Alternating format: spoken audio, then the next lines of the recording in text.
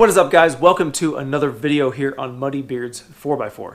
Today we are going to start working on this junkyard Ford 9-inch, turning it into the ultimate Ford 9-inch. If you guys aren't a subscriber to our channel, make sure you hit that subscribe button, turn on your notifications so you know when all of our new videos are coming out. Check out the description, got some links in there to our website, muddybeards4x4.com. Buy some merchandise. There's a button on there, do your Amazon shopping. This Ford 9-inch is from a 1980 F-150. I got it at a junkyard, cost me with tax and everything, it was 225 bucks. I literally need none of it except for this housing. In order to make this the ultimate Ford 9-inch, I had to go 35 spline axles. So I went with Yukon, these guys right here, Yukon 35 spline axles. The kit from Quick Performance comes with this upgraded Yukon center section, 1350 yoke, the big bearing, aluminum Daytona pinion housing, and a whole complete Yukon rebuild kit. Separately, I had to buy my 538 gears. I decided to go with a spool for right now. Now, before I can start installing all this cool, awesome stuff, I'm gonna have to get greasy, dirty, gross, dusty, and tear this thing completely down to a bare axle.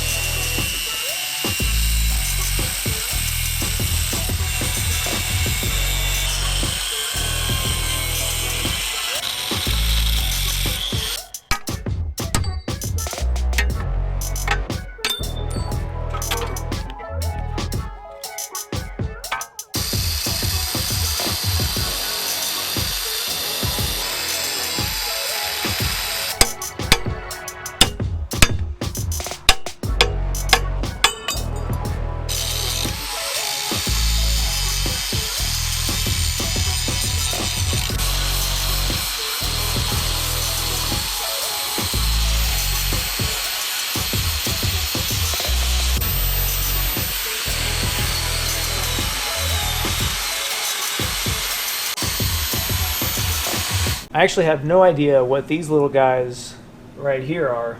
So I went on Facebook and I just made a quick post and to ask what people thought they were, because I literally have no idea. And it seems like the consensus is they're sway bar locator tabs.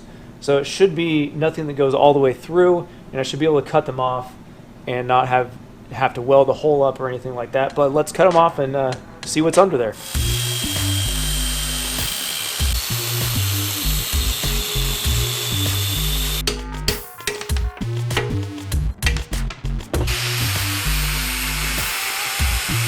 Looks like you guys were right, just locator tabs, just cut them off and cleaned it up, and everything is now good to go.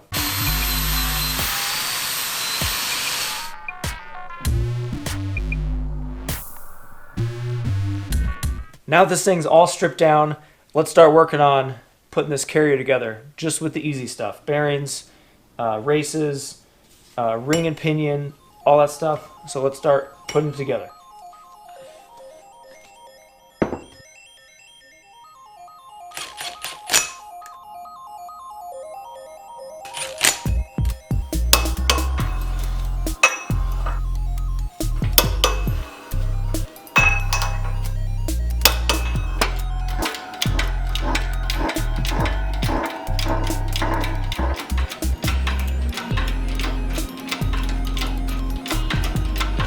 Now, if you guys are looking for an in-depth, detailed guide on how to set up a Ford 9-inch in this configuration, this is not the video for you. I already did that on Nate's diesel TJ, literally exact same setup, exactly the same. And I did a detailed video on that a few months back, probably February, so it's been a while. But if you're interested in how to set this thing up, step by step, detail by detail, torque specs, shims, everything is in detail in that video. I think it's called How to Install a Spool Ford 9-inch, something like that. Go back in the videos and check it out.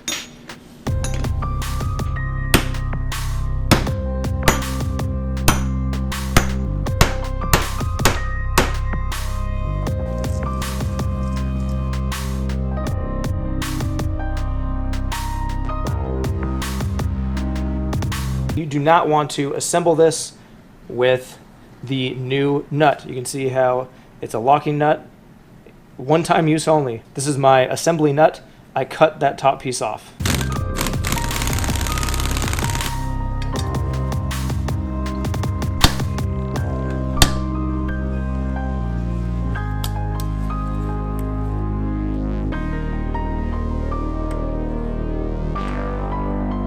So with these 538 gears, you are going to have to modify this case slightly. Not that hard. Take your little whizzy wheel and a carbide bit, and you're just going to take a little bit out of this pinion support here. You're not taking enough material off that's going to affect the strength of it, but you're just going to have to trim a little bit of it off so your ring gear will fit.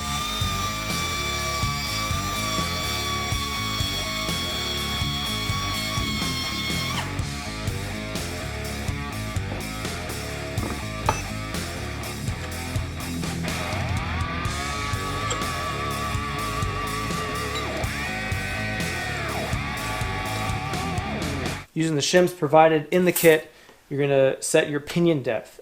So that's going to be one of the last things you're going to do. The ring and pinion's already been set up and run, and it has a pattern on it. So you want to get it as close as possible to the pattern that they set from the factory.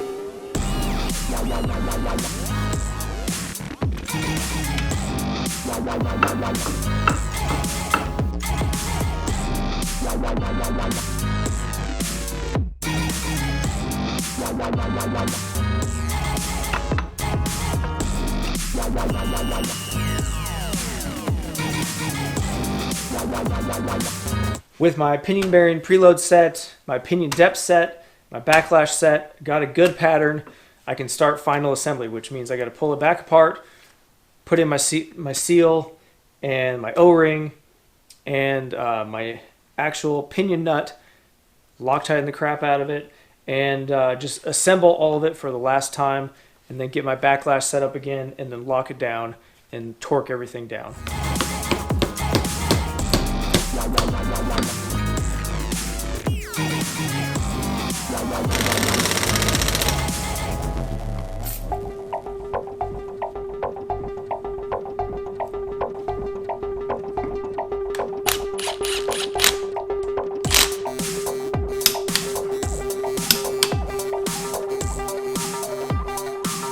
Now with this third member completely done, all torqued down, ready to drop into the center section, except for this pinion guard right here.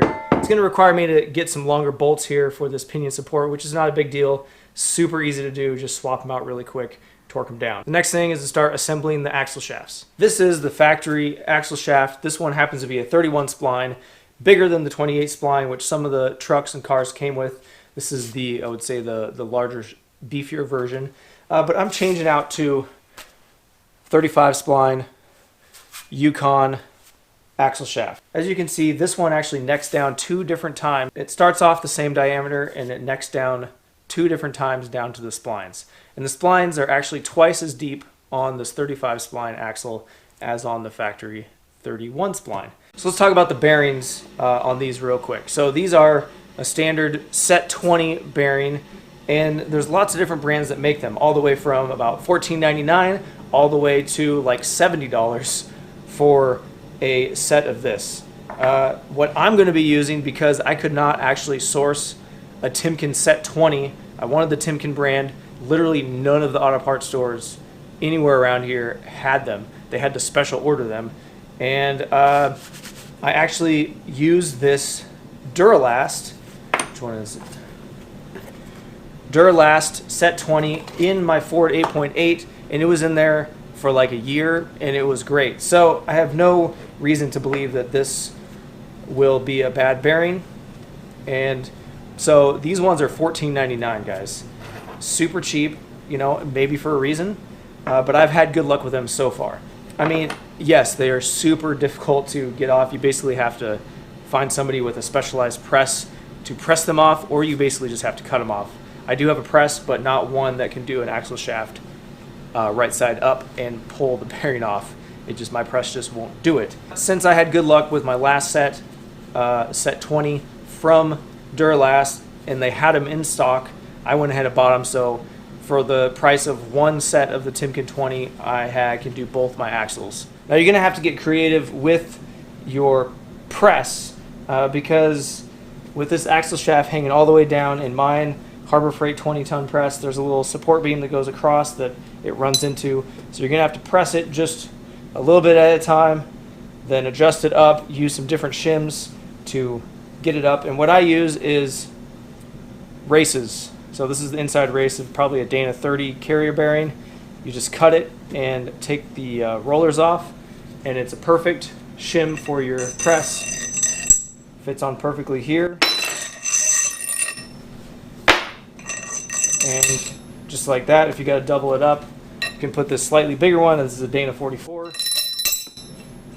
And then put it into the press just like that to give you more height, to get it away from that support beam. Just play with it. It might take you a little bit to figure it out, to get the exact settings and heights in order to press it, but it's kind of a pain. You could also just take it to your local shop and have them press it on.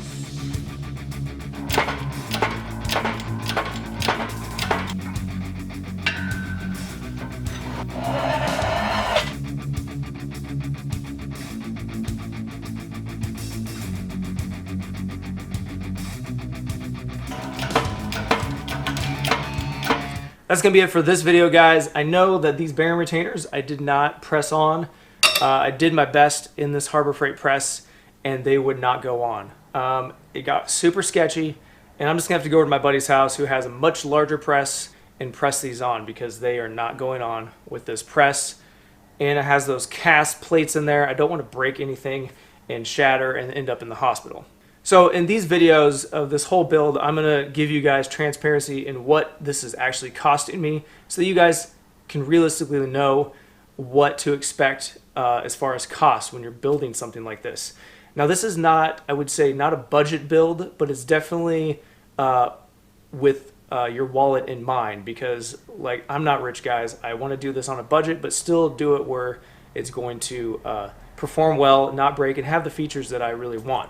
So here is a cost breakdown of this build so far. So the 9-inch axle from the junkyard cost me $225. I'm not using anything off this thing except for the housing.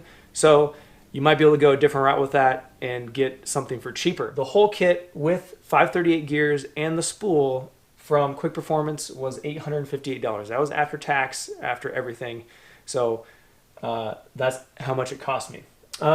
These Yukon 35 spline axles were $163 each. Got them on Amazon. Everywhere else, they're about $216 to $230. These bearings cost $30. So the total cost so far of this axle is $1,439. So I sold my Ford 8.8 for $1,200. So that cost me $239 so far. So I feel like I'm doing pretty good as far as cost. $239 to upgrade to this is pretty cheap, guys. Stay tuned for the next video where I'm going to be adding disc brakes onto this Ford 9-inch. Thanks, guys, for watching. Make sure you subscribe, hit that like button, leave me some comments. Let me know what you would do on your Ford 9-inch or anything that you would do differently that I did not do. Also, check out our website, muddybeards404.com. And thanks to all you guys who are using that Amazon button on our website to do your shopping. Throws us some bucks to the channel to help support us to make better videos for you guys. Anyways, we'll see you next time.